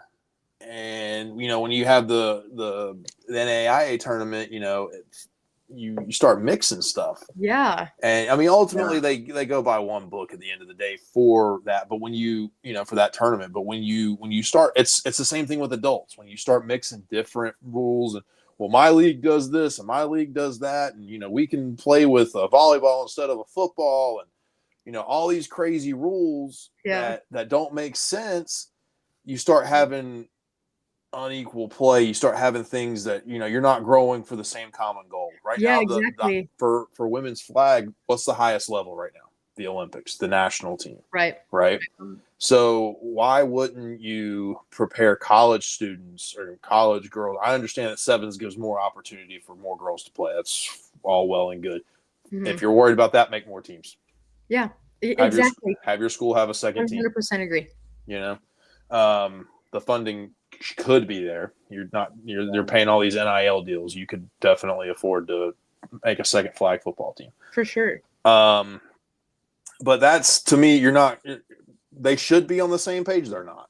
And they won't be. There's too many stubborn heads that would butt for that to make sense. I wonder. So, yeah, go ahead. No, so and then on top of that, now high school is slowly getting sanctioned, and it's funny because initially when high school brings in flag football, they run fives, and then once they get sanctioned, they turn to sevens, and so so that's what's happening also. And I think for high school, they look at it simply for the fact that, like, hey, that gives 2 more players the opportunity to see the field. And so they just want to get more kids out there. And I understand that as well. But yeah, I think that what is happening, so I threw out that number of, 2/3, basically 2/3 of the players that went for the initial trials, they're under 24. So probably a lot of their experience is sevens. Now, from the 60 down to the 12, 5 of the 12 are in that age bracket, like 24 and under. So 5 of the 12. So the other 7 are all, from 25 to 45 essentially. Now I think the advantage of their age and their experience is they played 5 for so long, and so any opportunity that any of those players have been on the national team or playing in tournaments or any of those things, the majority of what they're doing is playing 5. So again, I wasn't at training camp. I don't know exactly what happens, but you think about it. If there's a player that's over 25 and has a lot of 5s experience, and there's a player that's 18, only played 7s really competitively, and the 18-year-old might be better, she's going to walk onto that 5s field, and it's going to be foreign to her. Yeah. Where the 25, 26, 27-year-old, it won't be. Because I imagine 7s, like the field is bigger, right? Mm-hmm. And so even your routes are different. We have girls that play on a tackle team, and then they come play with us during the fall and winter season. And when you play tackle, your corner you're going out about like 10, maybe 12 yards, and then a cut. And with 5s, you're only going like 7 yards. And so even the routes are different. And then when you're quarterback, like throwing is going to be different. The way you, like with 5s, the field is so small. And so they're tighter windows. And so you can't air the ball out as much. And watching some of the, NAIA games, what was it? It was just a few months ago. They had their championship. Watching it, you can tell they can put a little bit more air onto it because there's some more room. And so, like, I completely agree. When you try to move from playing 7 so much, especially even the younger generation, where like that's all they know is 7s. They don't go back and forth, because there are some that, like, you have like Ashley Clam, right? That kind of goes 7s, 5s, 7s, 5s. But like you have even the younger generation that all they know is 7s. And so when they move up to the 5, it's just like every little step, everything calculated. Like it just, you have to be so calculated with everything. Yeah. So it is different. I 100% agree. Yeah, and you think about high school sports. All of us, went through the transition of the brand new freshman, and unless you were like amazing superstar, you had some like you were 6'2" at the time or something crazy like that, you probably weren't going to make varsity. I mean, I remember trying out for soccer when I was a freshman, and maybe one of us in that class made the varsity team out of a team of 18 players, and the majority of them were upperclassmen, and you just kind of had to put in your time a little bit. Freshman, sophomore, you played C team or JV, things like that, and then if your game developed and the coaches all have different preferences about how they're going to set, like you were saying in the episode, schemes and the playbook and everything like that. Well, you can't just show up and decide like, hey, this is how I'm going to run things. No, you got to adjust to their scheme. So again, if there's players that have been around for a couple of years, they know the scheme already.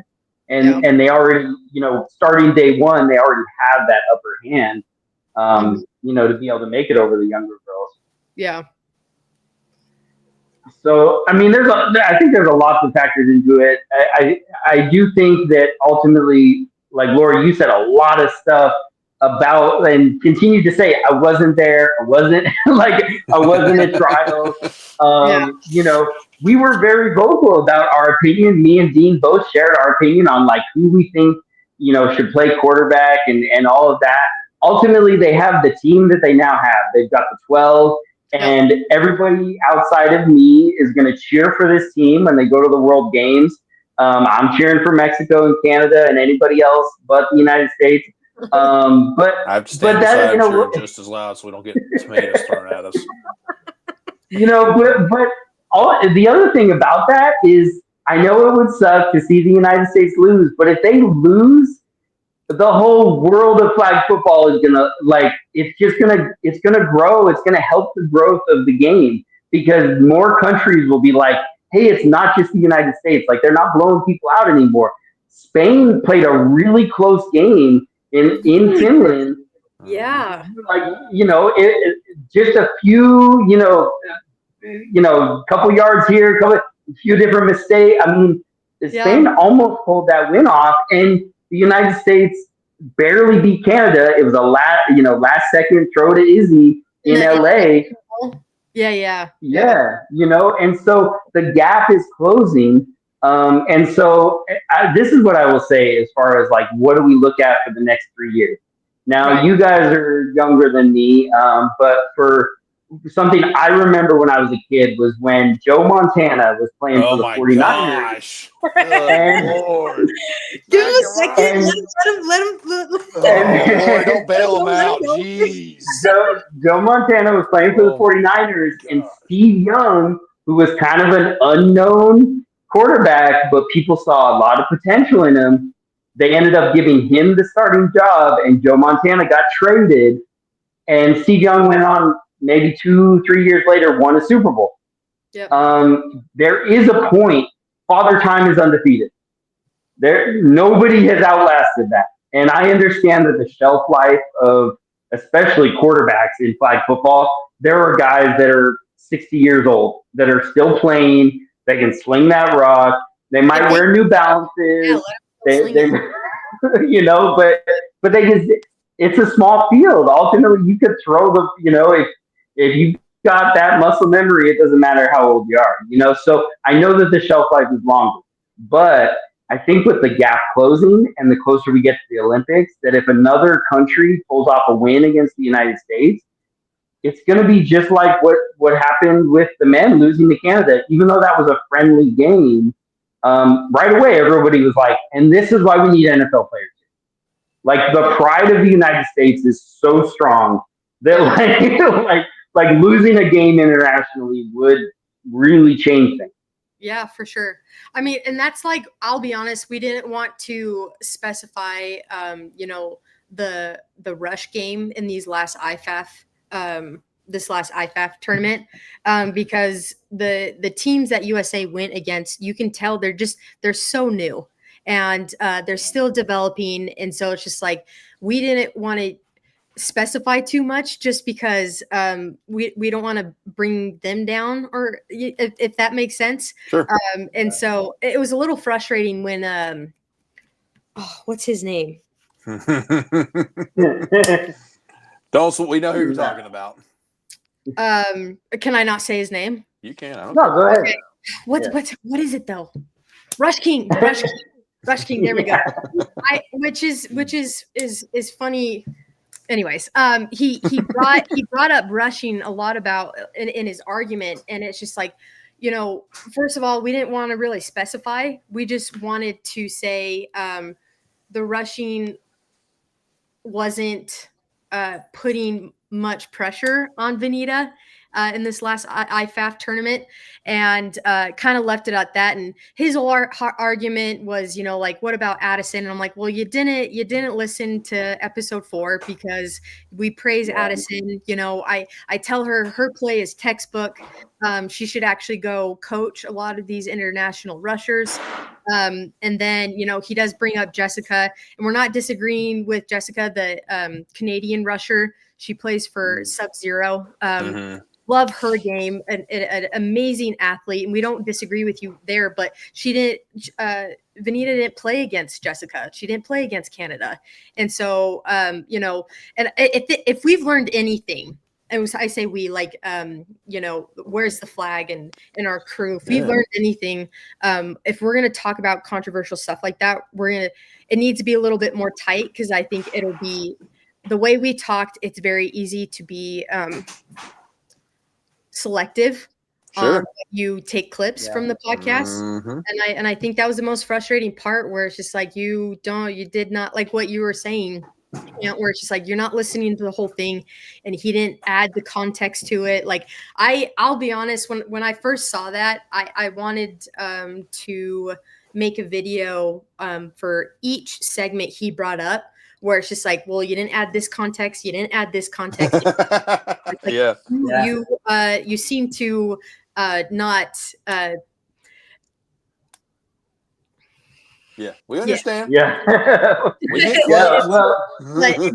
decided, like at that point, making that video is not really going to do anything. With those people and his fans, they're just gonna think the way they want to think, and so our goal is to just have productive dialogue, productive conversation, because we're not trying to bring anyone down. If anything, we're trying to make USA Women's better, and we feel like going the route that we went, is to make USA better. So we're not trying to tear down. I hated the comments where we're tearing down women, and it's just like that's not the case. It's unfortunate that Vanita is in the crossfire of things, right? And we have to critique her flaws in order to show that, like, there is better talent out there. And so and here's the thing, I think we spent the same amount of time critiquing her as giving her flowers. We do fall back on the 33-1. We gave her that. We definitely go into detail how we explain, like, she has paved a golden road for women's flag football, and so appreciative what she's done for the sport. But the sport is growing, and kind of like what you mentioned, Ant, Father Time, and I'm of the opinion, when you're going to make an Olympic team, it's not of who's deserving. It's just who's your very best. Who can you put your very best athletes out there? And, and I'm not going to beat the dead horse. We've already mentioned that we think there are better quarterbacks out there. I think for the rest of the roster, I agree with. I think there are some amazing receivers. And we mentioned it in our episode 4. We go through the whole roster, and no complaints. I think the girls are very deserving of that. But I think quarterback's the only one where we think there's better talent that can help elevate and help push the envelope. So I don't know why we went off into that tangent. I don't know where we're going. You're good. Yeah. Let me ask this question. Yeah. Go ahead, Jacob. No, go ahead, Ant. Go ahead. I forgot this is your show. This is your world. You brought up the elephant in the room that, Michael Better, okay, correct me if I'm wrong, but he was trying out for the national team during the same time that the women's tryouts were going on, right?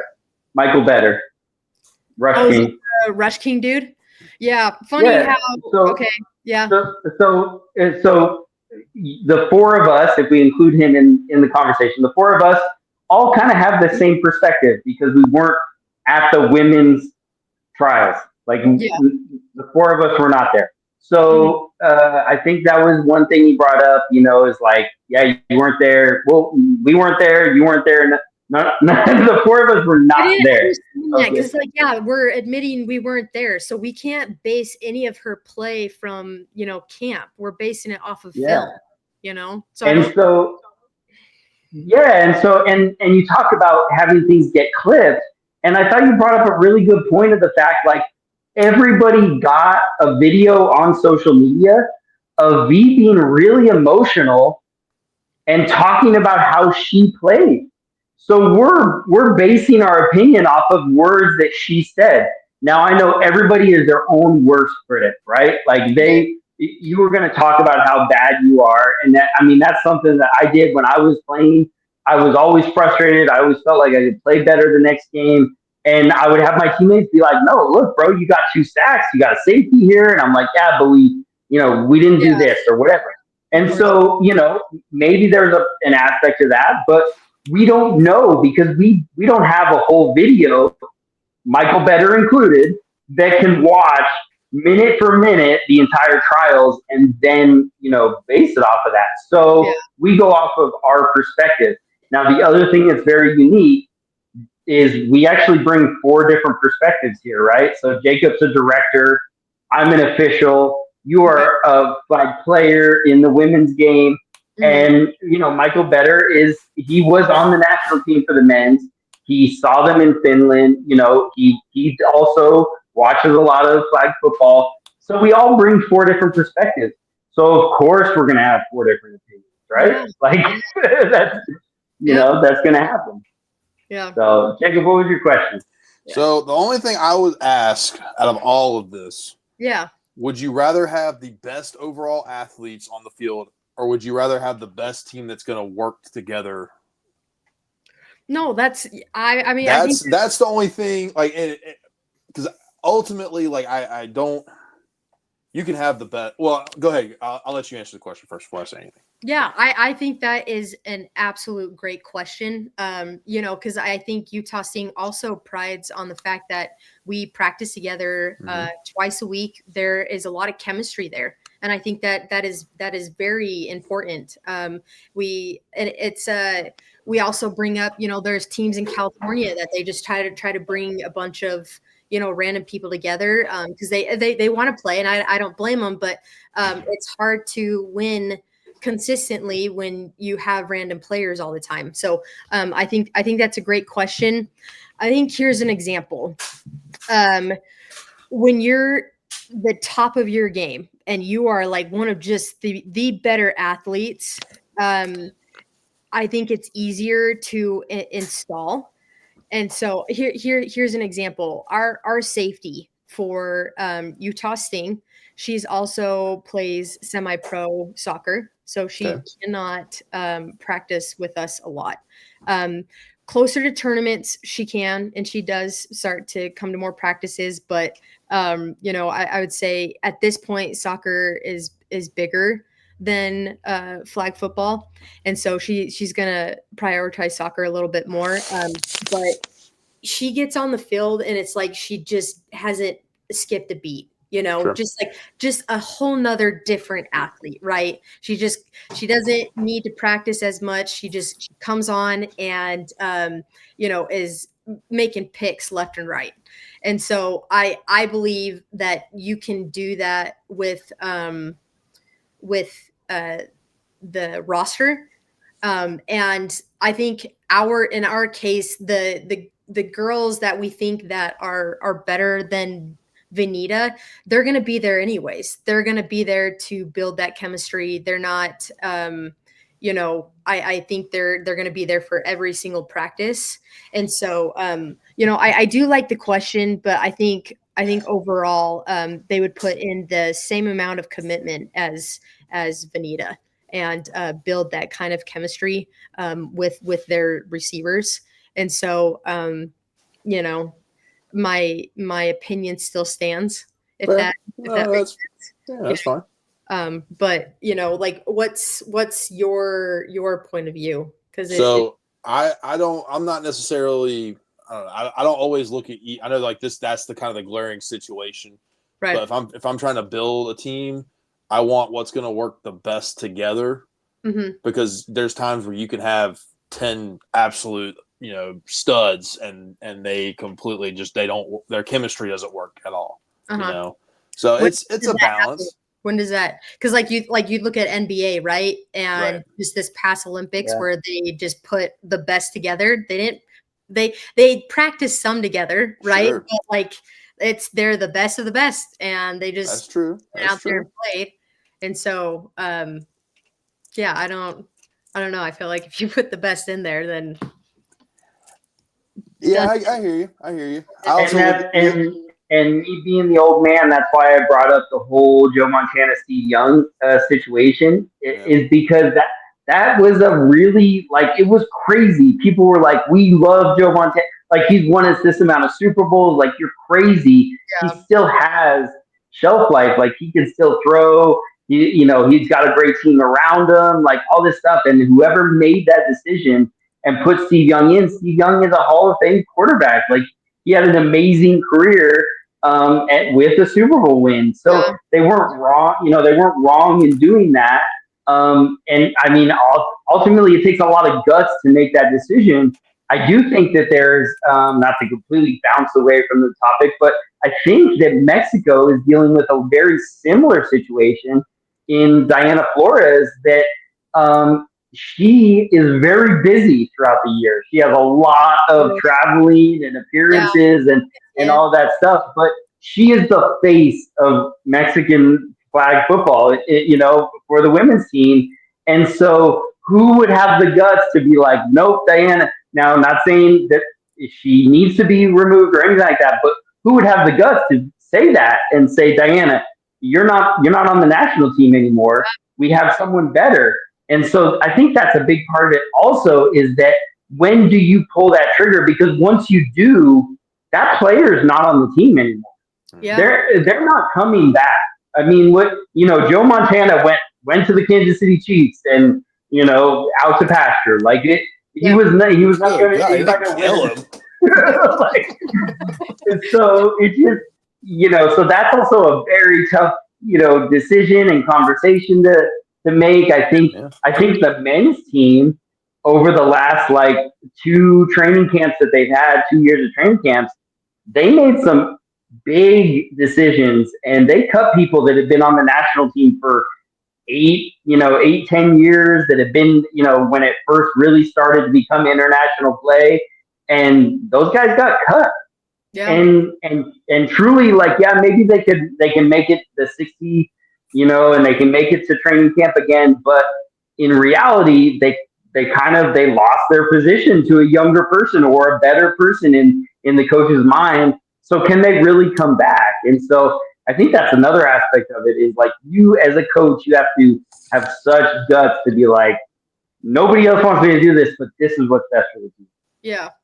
No, and I completely agree with it. And again, I'm of the point of bringing in different talent with the QB, and so their goal, right? Their main goal is get to the Olympics here in the next 3 years and win that gold. And it's just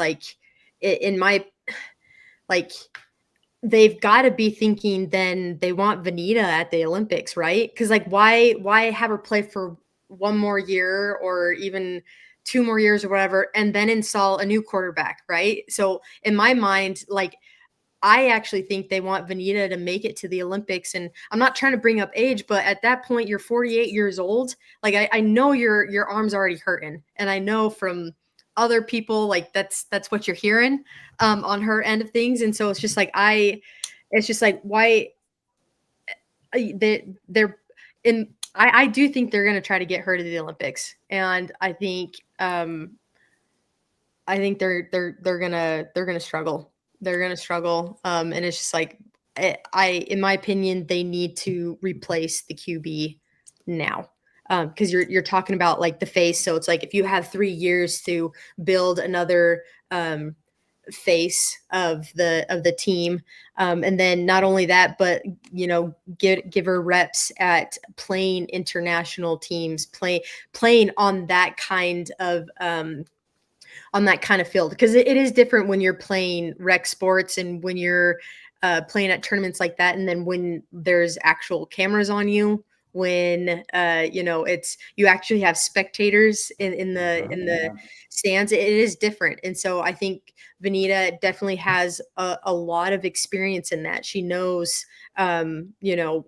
when times get when there's extra pressure, she knows that either she has to stay composed or whatever she does to try to pull out wins. She's had that experience.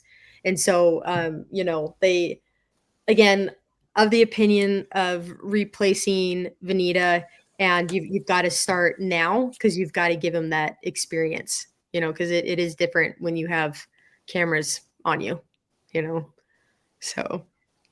Yeah, well, and all, thinking about it, like I said, there was 9 players that had QB listed in their position. So there's 8 players. If you are making the decision that you are changing the face of the national team, the other thing that you don't want to have is a question mark in the QB room. And so then it becomes like the coach looking at like, okay, this is where we're at.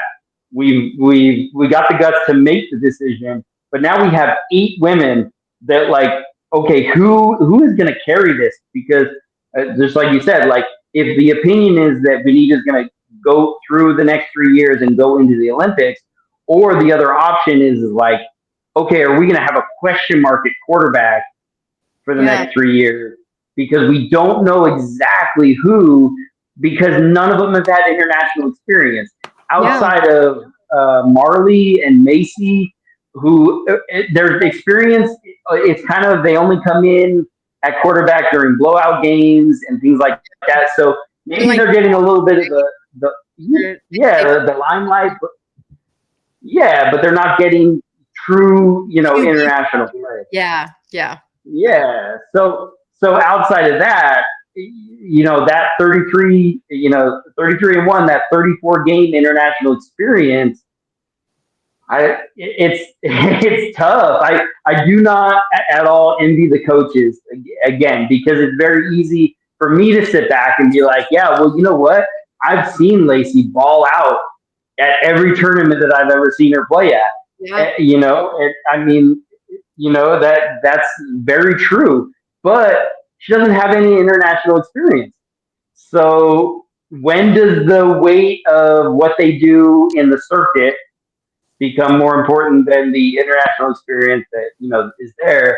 And then ultimately, I think another thing that came up, and not saying that like you're losing sleep over the comments or anything like that. Wide receivers are always going to stick up for their quarterback, so and they're about to go to China. So what would be the worst thing is if a wide receiver went on social media and was like, yeah, you're right, we should replace the quarterback. I'm ready for it, because like I believe Vanita probably has like another year, so I think she's gonna win games this year. But I think what's going to end up happening is they're going to try to orchestrate where everyone is now carrying her. I mean, I think Peyton Manning, like he's one of the GOATs, right? And you can tell there towards the end, even Super Bowl 50, like have his highlights. It was all defense. It was defense. He got benched that season. Yeah, he got benched. Yeah. You had freaking what? Was it Osweiler that went in? Yeah. So, oh God. Yeah, I know. What sucks is like he had potential. Like what, he was 6'5", and he was like the specimen. And like freaking Peyton Manning is your is your mentor. It's like, dude, you have so much potential. But yeah, anyways, I just think that's what's going to end up happening is they're going to really forcing having Vanita make it to the Olympics, and everyone else is going to have to carry her because she's deserving. I hear that a lot. She's deserving. And it's just like she did so much for women's flag football, and I've already said this, it's just like, I don't think it comes down to deserving. I think it comes down to who you could just put the best players out there. Cause we're all about bringing home the gold, so I think it's definitely going to happen. It's definitely, they're going to go to China, and I think they're going to do pretty well. I also think Canada might win it. I think they're nipping at their heels. And so that's definitely a possibility. But yeah, no, I'm definitely ready for people to clap back. We've already seen it, and it just is what it is. I think we've got some pretty thick skin. I think it comes down to like I'm very confident in my opinion, and so when you clap back in certain ways, it's just like that's fine. And like what you said, you're gonna stand up for your quarterback. If anyone talks shit on Natalie Parsons or the comp quarterback, we're between Sarah and Jordy right now, but anyone talks shit about them, it's just like, okay, I'm ready to put on the boxing gloves. So it's just like I completely understand, and this is where it's unfortunate because I've grown to very much like those girls, even getting responses from some of them where it's just like, love the podcast, keep it up, before the 5th episode. And so, lucky number 5. Yeah. To absolutely losing followers, and you see on their social media clapping back, and it is what it is. It's the name of the game. We knew that was going to happen, and I think it was actually episode 4. Episode 4, we were planning on going through the whole roster, including Vanita. And so we actually ended up cutting it out because we just wanted to take a step back and be like, is this what we really, really want to do? Right. I think we've just decided that we're not going to stay neutral and, just kind of discuss on how we see things.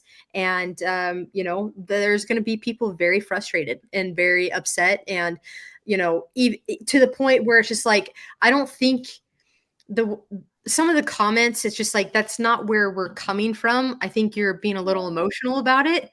And so, that's kind of unfortunate because it's like, that's not where we're coming from. We're not here, to shit on Vanita, like again, I think we talk about like her accolades and what she's done. It's just, she's, when you play the highest level of the sport, there's going to be critique, right? So when people call her the GOAT, when people, they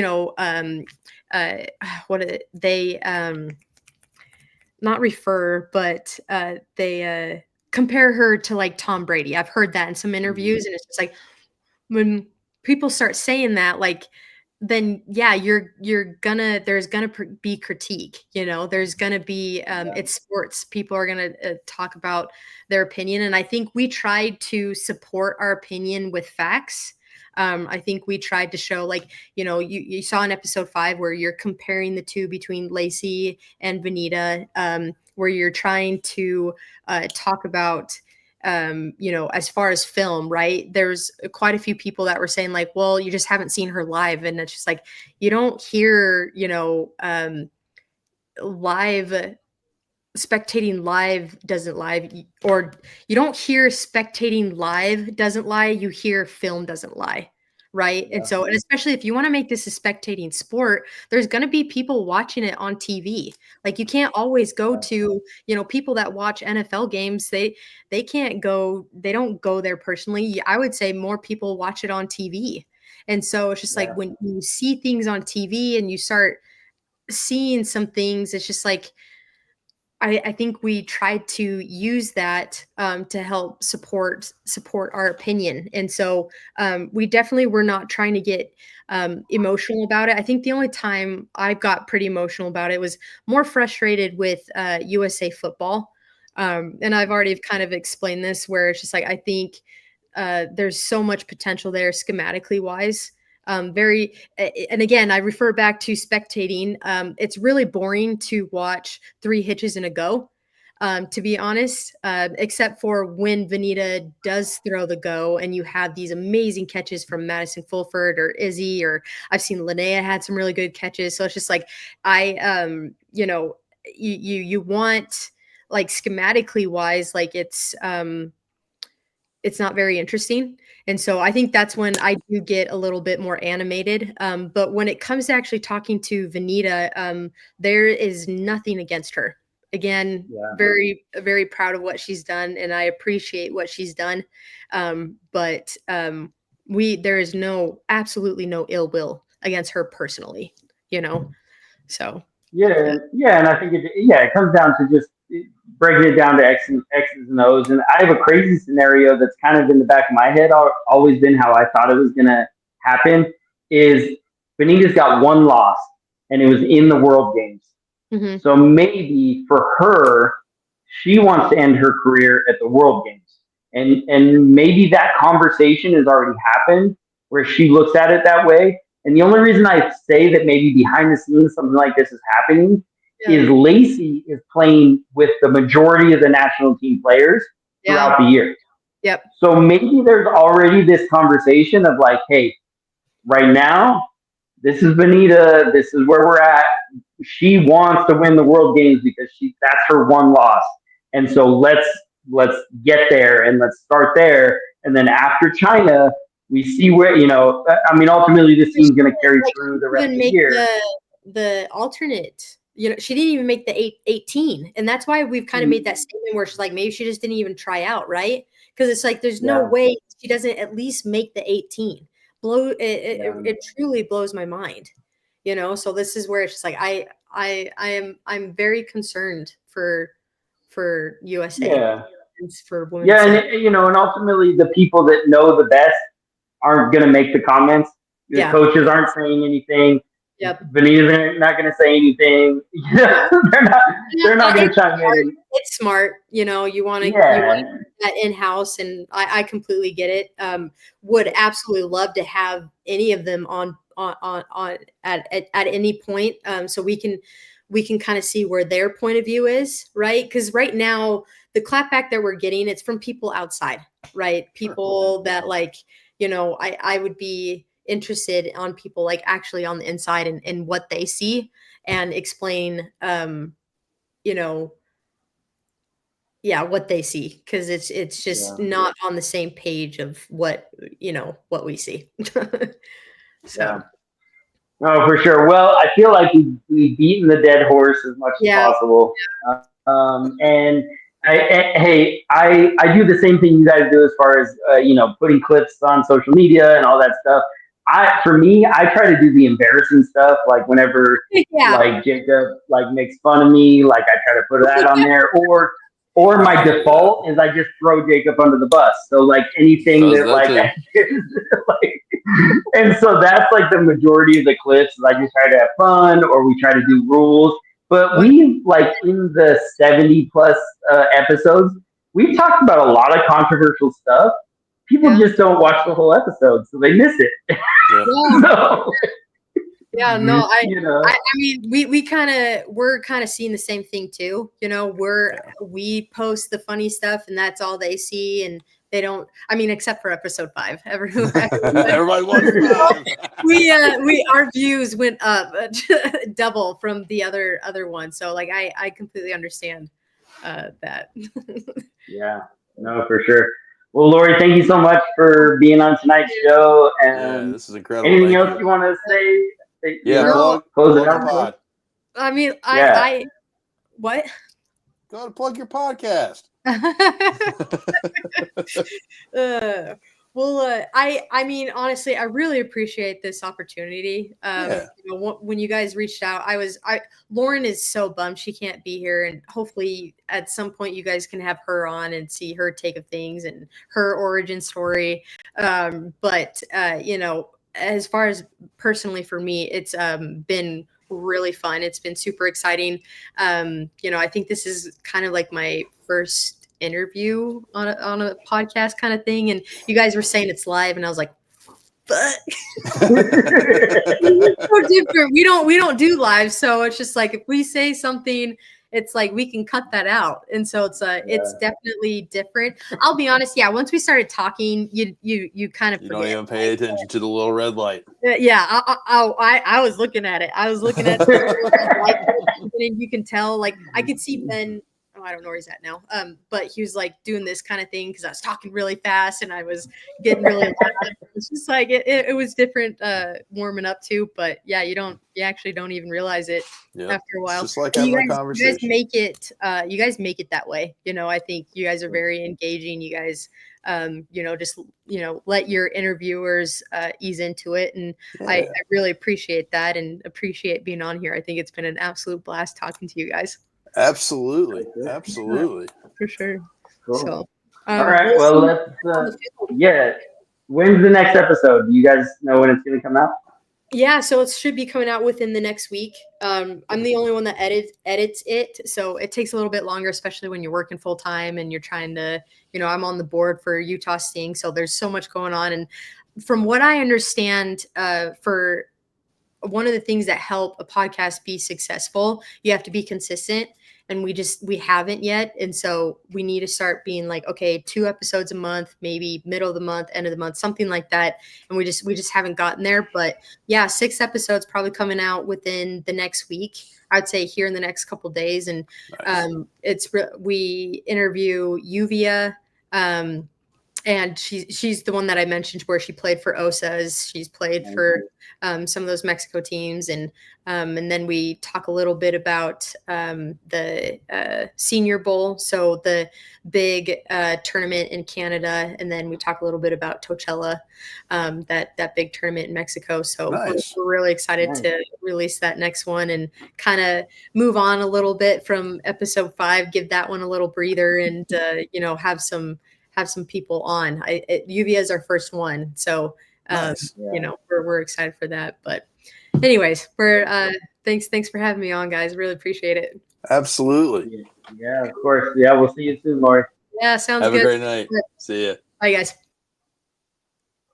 All right, man. That was like the longest episode ever. So we recorded 2 episodes. We're not recording next week.